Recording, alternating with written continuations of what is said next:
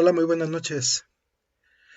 Sean ustedes bienvenidos a estas noches de formación en la parroquia de Nuestra Señora de la Esperanza.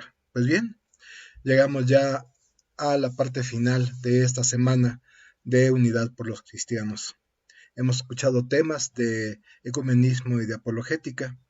En esta ocasión, nuestro hermano David ha preparado una exposición sobre ecumenismo y apologética. Va a unar estos dos temas y pues tiene ya preparado para nosotros esta presentación. Así que vamos a escucharlo. Les pedimos por favor que compartan con sus conocidos estas transmisiones para que más y más personas estén preparadas. Muchas gracias y te escuchamos David, adelante.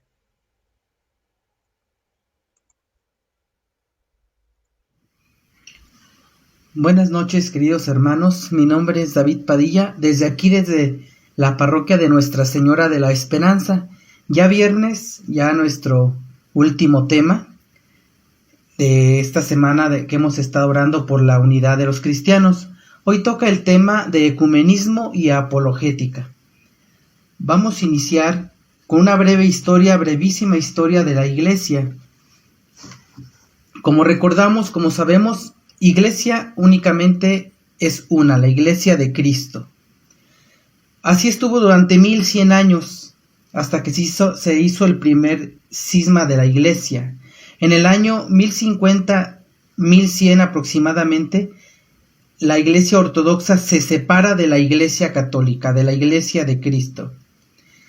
Y de la Iglesia ortodoxa se separan otras dos ramas, los ortodoxos rusos y los ortodoxos griegos.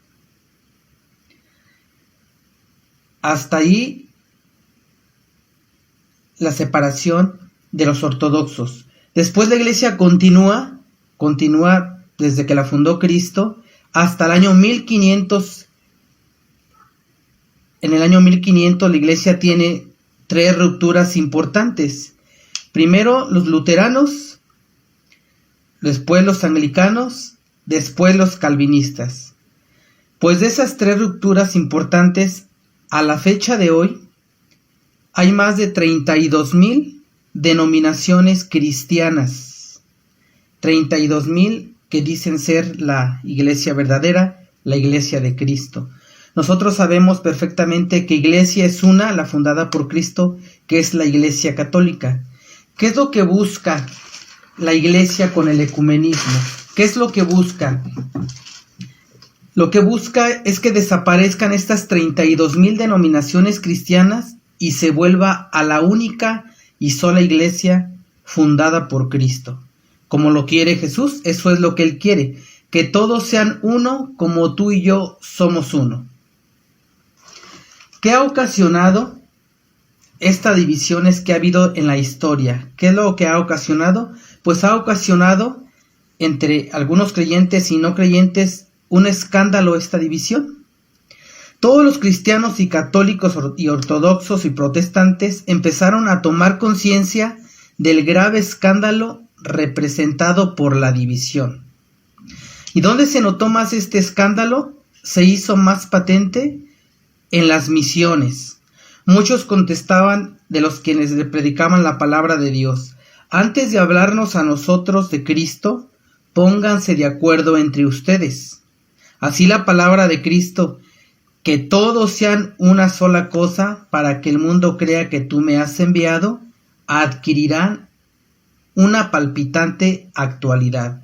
Así respondían las personas que eran evangelizadas, que primero nosotros como cristianos nos pongamos de acuerdo, porque unos dicen una cosa, unos dicen otra, y como cada vez van saliendo más y más y más denominaciones cristianas, pues todo esto para evangelizar, cuando uno evangeliza, todo esto cuesta más trabajo. A pesar de ello, ha habido algunas conversiones. Es un hecho que las sectas que surgieron en los primeros siglos de la Iglesia pronto desaparecieron.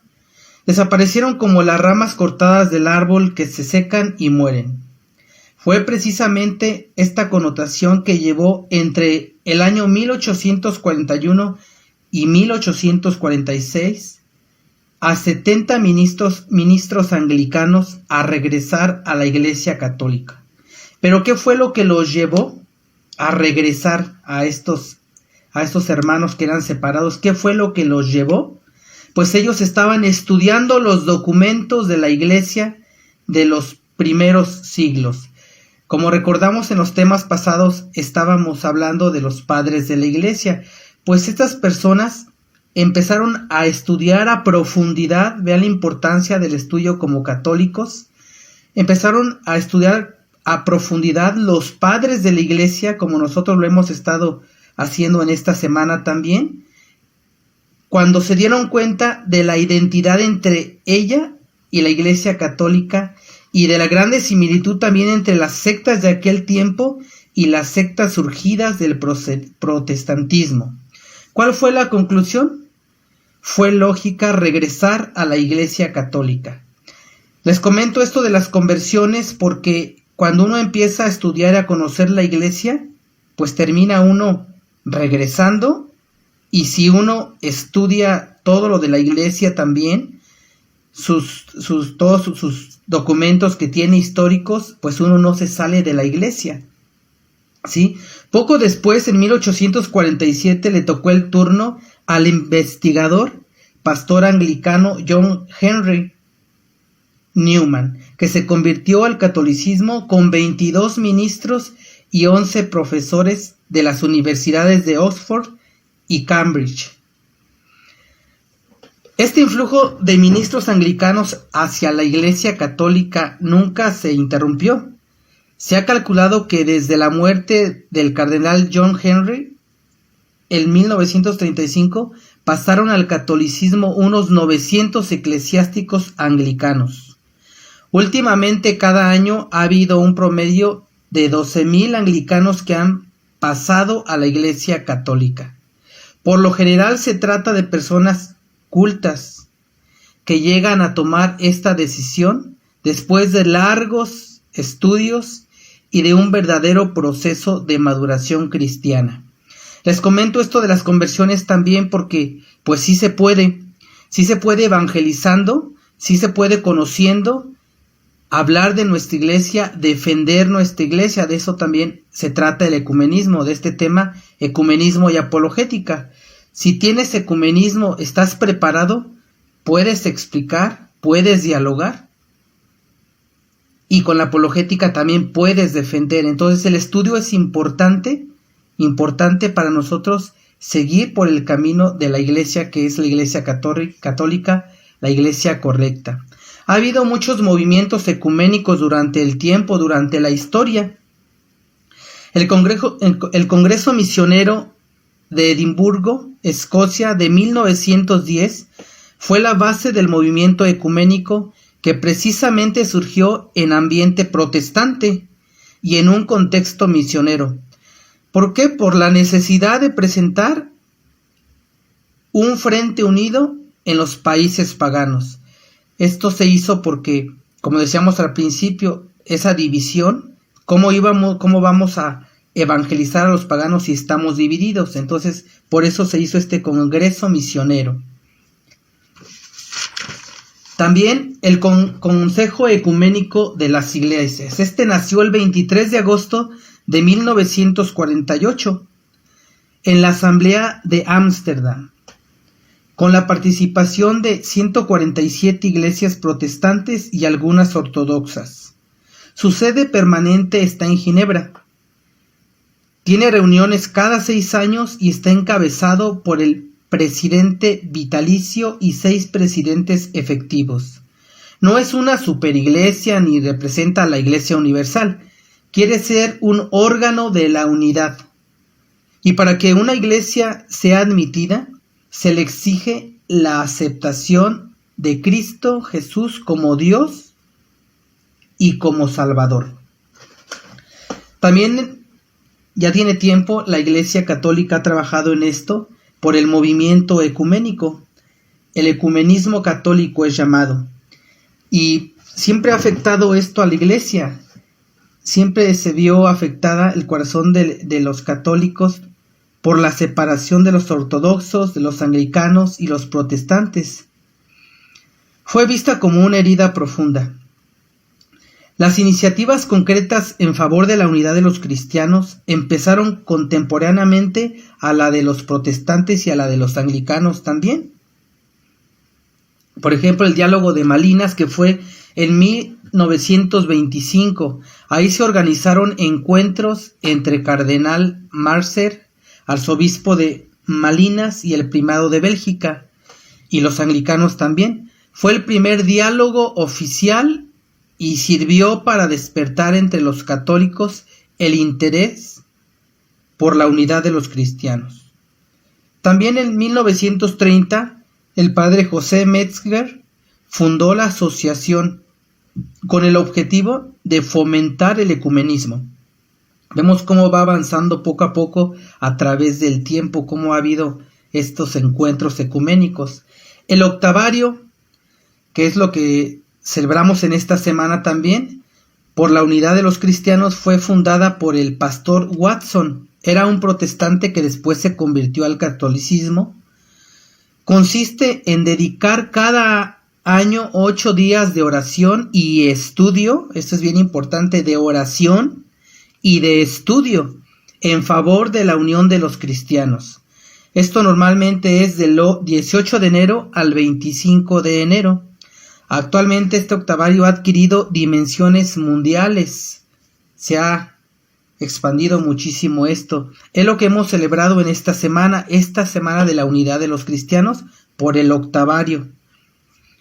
También el secretariado para la unión de los cristianos fue fundado por el Papa Juan XXIII y puesto bajo la presidencia del cardenal Agustín en el año de 1960. Es el organismo católico por excelencia para promover la unión de los cristianos. Y el decreto conciliar sobre el ecumenismo. Presenta las bases doctrinales y las líneas de acción práctica del ecumenismo católico. El título oficial es Unitatis Redintegratio, que ahorita vamos a ver, que quiere decir restauración de la unidad. Y fue promulgado por el Papa Paulo VI el 21 de noviembre de 1964 durante la celebración del Concilio Ecuménico Vaticano II, del cual representa uno de los frutos más hermosos. Entonces vemos cómo en la historia ha habido ya estos encuentros y desde 1964 con este documento Unitatis Redintegratio, la Iglesia nos dice qué es lo que nos toca hacer como católicos, qué es lo que nos toca hacer como bautizados. Vamos a ver qué dice este documento que nos toca hacer a los católicos, a los bautizados, dentro del ecumenismo. Hoy en muchas partes del mundo, por inspiración del Espíritu Santo, dice este documento, se hacen muchos intentos con la oración, la palabra y la acción para llegar a aquella plenitud de la unidad que quiere Jesucristo. Este sacrosanto concilio exhorta a todos los católicos a que, reconociendo los signos de los tiempos, cooperen cuidadosa y esmeradamente a la tarea ecuménica. ¿Y cómo iniciamos esta tarea ecuménica los bautizados? En primer lugar, tratando de eliminar palabras, juicios y actos que no sean conforme a la justicia y verdad, a la condición de los hermanos separados y que por tanto puedan hacer más difíciles las mutuas relaciones entre ellos. En segundo lugar, el diálogo, la importancia de dialogar con nuestros hermanos. Nos decía el primer punto, pues no hablar mal de ellos, ¿verdad? No hacer prejuicios y mucho menos actos que vayan en contra de nuestros hermanos, y eso hace pues que no haya tarde más en haber esas relaciones, ¿no? Y en segundo lugar, el diálogo. ¿Cómo nos invita este documento del Concilio Vaticano al diálogo? entablado entre peritos y técnicos, o sea, que nos reunamos a hablar con ellos, los representantes de las iglesias, entablado entre peritos y técnicos en reuniones de cristianos, o sea, en reuniones masivas, como hemos visto algunos temas en la televisión, en YouTube, como se reúnen, ¿no?, a hablar sobre cada uno sobre sus cosas.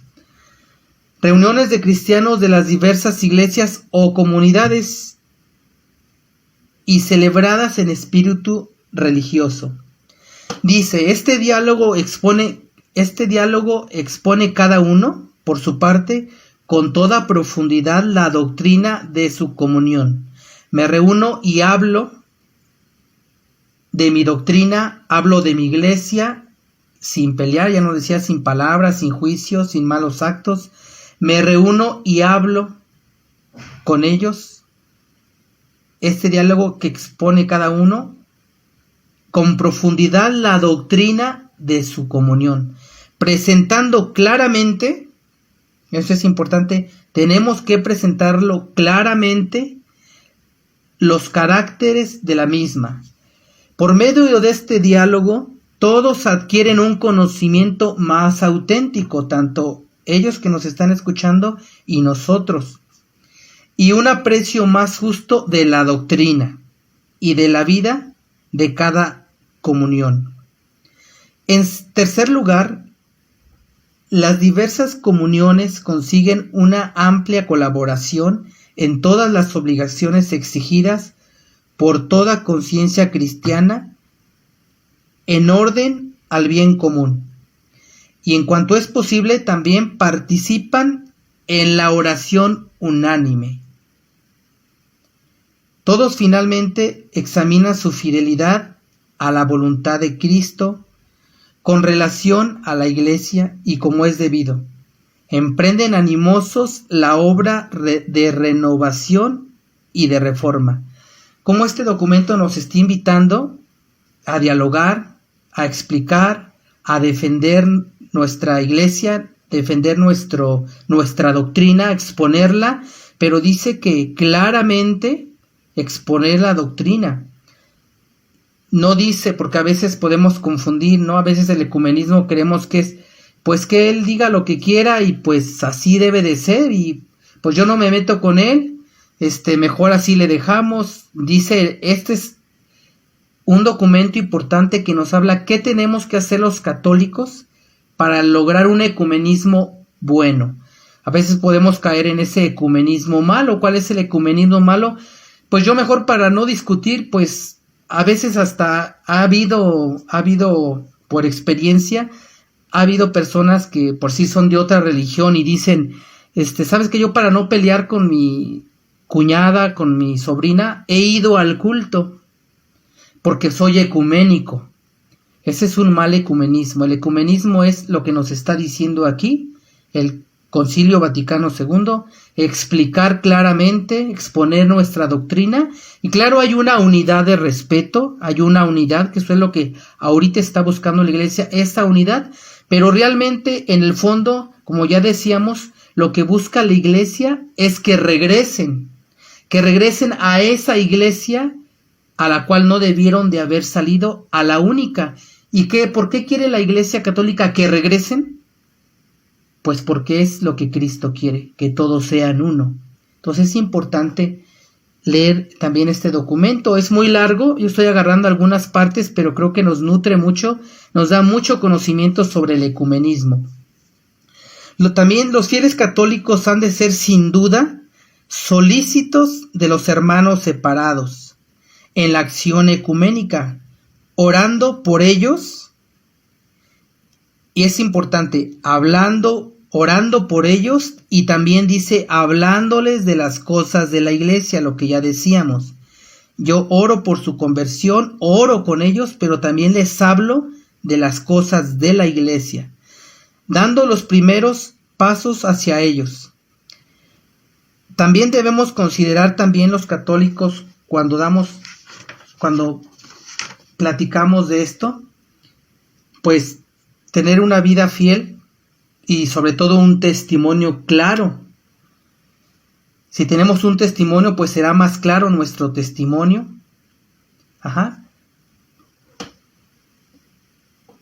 Pues aunque la Iglesia Católica posee toda la verdad revelada por Dios y todos los medios de gracia, sin embargo sus miembros no la viven. Esto dice el Concilio Vaticano II.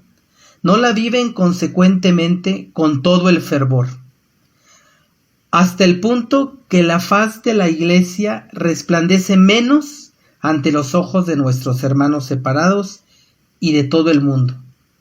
Y esto hace que se retarde con ello el crecimiento del reino de Dios.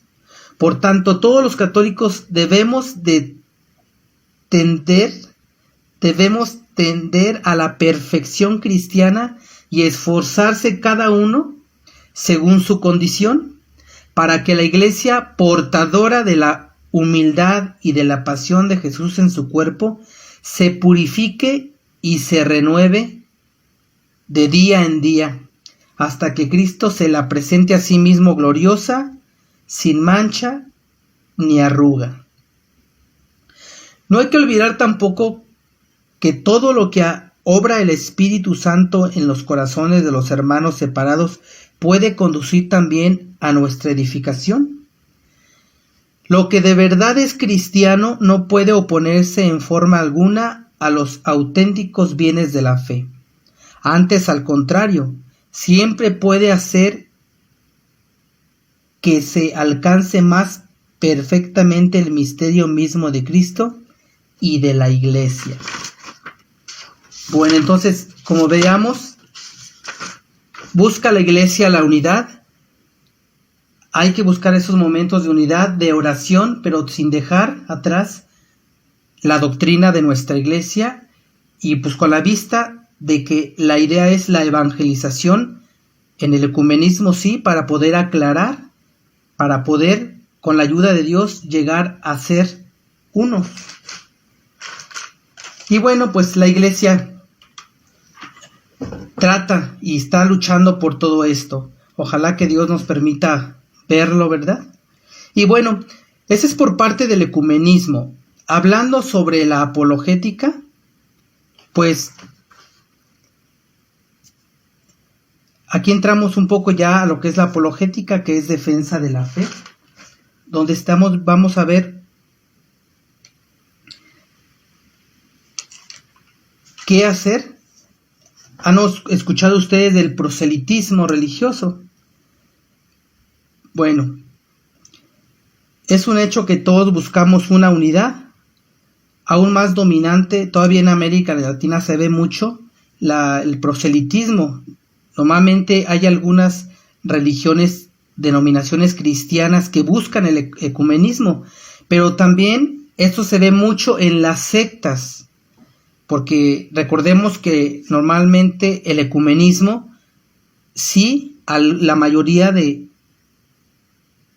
que se dice en denominaciones cristianas, sí participan del ecumenismo, sobre todo las iglesias históricas, las más antiguas.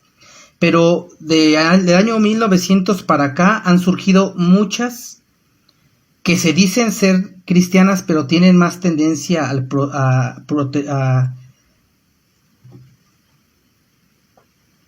a no estar conectados, ¿no?, como cristianos. El caso de los testigos de Jehová, por ejemplo, pues dicen que son cristianos, pues realmente no, es una secta. Entonces del año 1900 para acá ha habido muchas sectas que se dicen ser cristianas, ¿no?, para poder entrar, pero bueno, al fin es proselitismo, buscan atraer gente. Entonces aquí es donde entra la apologética, y es, ¿qué hacer entonces frente a esta realidad? ¿Qué podemos hacer? ¿Quedarnos con los brazos cruzados, soñando con el ecumenismo, que ya explicamos que es bueno, pero que está pues en un proceso, y dejando que se lleven a nuestros hermanos sin ni siquiera nosotros mover un dedo? ¿En esta situación es suficiente la receta ecuménica, o hay que buscar otro camino para enfrentar con sano realismo el problema del pluralismo religioso? Por un lado está el ecumenismo, buscando la unidad, pero por otro lado las sectas están trabajando, mientras nosotros estamos buscando la unidad, las sectas están atrayendo a gente, y sabemos que esa gente, pues muchos católicos se han ido de la iglesia, porque pues se cae en que nada más el ecumenismo, únicamente yo no discuto, no peleo ecumenismo, pero también va de la mano con la apologética, que es defensa de la fe. Dice el padre Amatuli, no tenemos que ser ingenuos, no podemos hablar de paz cuando nos están atacando. Tenemos que defendernos. ¿Cómo? Fortaleciendo de tal manera la fe de nuestros hermanos más débiles, que no se dejen confundir y arrastrar por los grupos proselitistas. ¿Y cómo lograremos esto? ¿Cómo lo lograremos? Aclarando nuestra identidad como católicos. Somos en plenitud, y debemos de decirlo fuerte, somos en plenitud la iglesia fundada por Cristo, haciendo notar nuestra estrecha relación con la misma Biblia. Fue la misma Iglesia Católica que estableció el canon bíblico, y dando una respuesta a los que tratan de confundirnos con sus ataques. Y esto es bíblico, nos lo dice en 1 de Pedro 3:15. Estén dispuestos a dar una respuesta a todo el que les pida razón de nuestra esperanza, pero háganlo con dulzura, como dice Unitatis Redintegratio, pero háganlo con dulzura y respeto. Mantengan una buena conciencia para que aquello mismo que les echan en cara sirva de confusión a quienes critiquen su buena conducta en Cristo. 1 de Pedro 3:15 nos dice que hay que estar preparados. Haciendo esto, estamos ayudando a nuestros hermanos más débiles a permanecer firmes en la fe católica, sin dejarse perturbar por la presencia de los grupos proselitistas. Ahora bien, ¿hay algo malo en todo esto? ¿Acaso el buen pastor no tiene que defender a sus ovejas ante las amenazas de los lobos? Vamos a ver qué nos dice Juan 10:11. Yo soy el buen pastor da la vida por las ovejas, pero el asalariado, que no es pastor, a quien no pertenecen las ovejas, ve venir al lobo y abandona las ovejas y huye. Y el lobo se hace presa en ellas y las dispersa porque es asalariado, y no le importan las ovejas. Vemos cómo es importante este conocimiento para poder mantenernos en esta iglesia, en esta doctrina, con esta fe. Y bueno, pues la apologética, como podemos ver, y el ecumenismo, pues son dos caras de la misma medalla. No hay oposición entre el ecumenismo y la apologética. Más bien, hay complementariedad. Con los que están dispuestos a dialogar, hay que dialogar, y con los que atacan, hay que estar preparados para defenderse. En efecto, lo que nos importa es el problema de la unidad. Unidad que hay que preservar con la apologética, y unidad que hay que recuperar con el ecumenismo. A problemas diferentes, soluciones diferentes. Mejor prevenir el incendio que apagarlo. Mejor prevenir la enfermedad que curarla. De todos modos, sea para defender la propia fe con relación a los que la ponen en peligro, sea para dialogar con los que buscan la unidad, es siempre necesario conocer la identidad y la propia doctrina como católicos. En realidad, la ignorancia nunca ha sido buena consejera. ¿Qué pasa cuando alguien se siente atacado en la fe y no sabe cómo contestar? Se vuelve nervioso y agresivo o empieza a dudar.